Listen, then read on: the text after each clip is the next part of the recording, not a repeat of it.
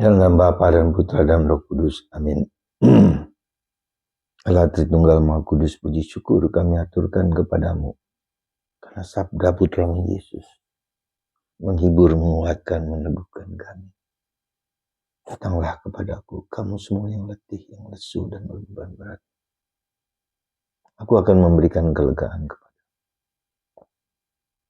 Belajarlah daripadaku, karena aku lemah lembut dan rendah hati. Terima kasih Tuhan. Sabda Putramu Yesus bagi kami. Semoga kami berani menyerahkan segala-galanya kepada Putra. Terpujilah namamu kini dan sepanjang segala masa. Amin. Para saudaraku terkasih dalam Kristus.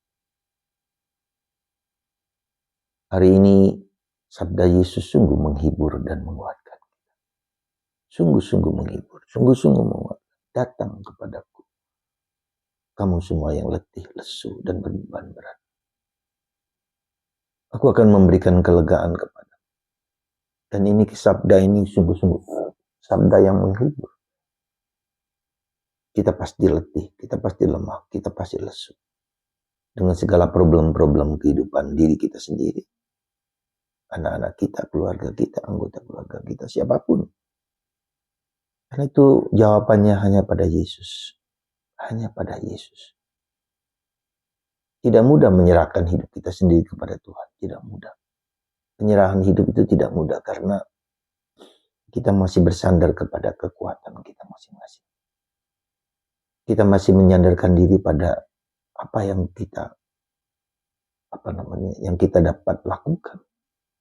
Dan itu sekali lagi bukan yang gampang, bukan yang mudah, bukan yang sederhana.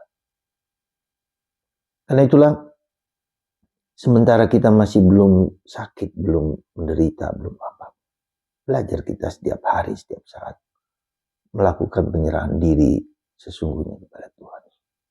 Consecration our life to Jesus, to Mary, to Joseph.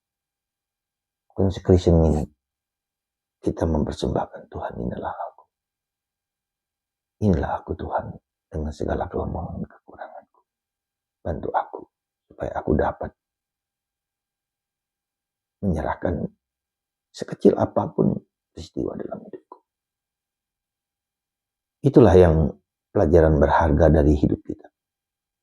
Mempersembahkan sehari-hari apa yang bisa kita persembahkan kepada Tuhan.